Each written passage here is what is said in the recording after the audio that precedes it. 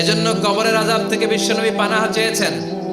বিশ্বনবী বলেছেন, আল্লাহুম্মা ইন্না নাউযু বিকা মিন আযাবিল কবর। ও আল্লাহ, কবরের আযাব থেকে তুমি আমাদেরকে বাঁচাও। পড়েন আমিন। কবরে মুমিনদেরকে 4টা প্রশ্ন করা হবে, কাফিরদেরকে 3টা প্রশ্ন। চিৎকার করে বলেন, মুমিনের প্রশ্ন কয়টা? আর জোরে বলেন। প্রথম প্রশ্ন, মার রব্বুক, তোর রবের নাম কি? আমরা কি বলবো? আল্লাহ আমারে রব, এই রবি আমার সব, দমে দমে তনু মনে তারি অনুভব। আল্লাহ আমারে রব, এই রবি আমার সব। পড়েন আমিন। দ্বিতীয় প্রশ্ন, আমার দিন, উত্তর দিনের নাম কি? ধর্মের নাম কি? তৃতীয় প্রশ্ন, আমান হাযার রাজুল, এই লোকটাকে কে? আমরা বলবো মুহাম্মদ সাল্লাল্লাহু। 3টা প্রশ্নের উত্তর যখন আপনি কবরে করে দিতে পারবেন, অতিরিক্ত একটা প্রশ্ন, ওয়ামা ইলমুক, এই যে 3টা প্রশ্নের উত্তর পাল্লা, কেমন করে উত্তর জানলা? কোত্থেকে শিখেছো? নকল করে আনছো কাফনের কাপড়ে?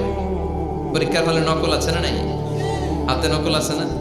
পায়ে নকল, মুজার ভিতরে নকল আছে না নাই? মোবাইলে নকল আছে না নাই? নকল থেকে আল্লাহ তুমি বাঁচাও।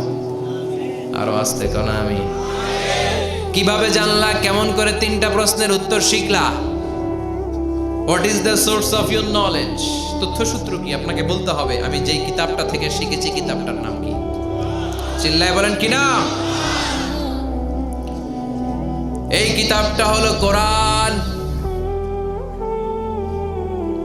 আপনাকে বলতে হবে, কোরআন থেকে আমি শিখেছি, বিশ্বনবীর হাদিস থেকে আমি শিখেছি। 4টা প্রশ্নের উত্তর যখন পারবেন, ফেরেশতারা বলবে, আহলান সাহালান, খুশ আমদেদ, কংগ্রাচুলেশন, বাহ বাহ, তুমি তো চমৎকার পেরেছো।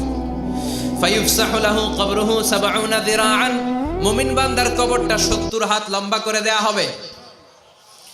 ইফতাহু লাহু বাবুন ইলাল জান্নাহ, জান্নাতের দিকে তার কবর থেকে একটা দরজা বানিয়ে দেয়া হবে। জান্নাতের সুঘ্রাণ, ঠান্ডা বাতাস এসে তার কবরের ভিতরে ঢুকতে শুরু করবে। ইউলবাসু লিবাস মিন আহলিল জান্নাহ, জান্নাতীদের পোশাক তার গায়ের মধ্যে পরিয়ে দেয়া হবে। আল্লাহু আকবার। আর বলা হবে, নাম কানাউমিল আরুস, বাসর রাতে বর যেমনি কনেকে নিয়ে ঘুমিয়ে যায়, তুমিও একটা ঘুম দাও।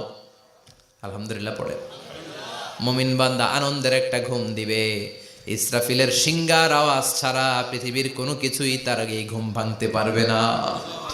আল্লাহ আমরাও যেন সেদিন কবর একটা মজার ঘুম দিতে পারি, তুমি তৌফিক দাও। জোরে পড়েন আমিন।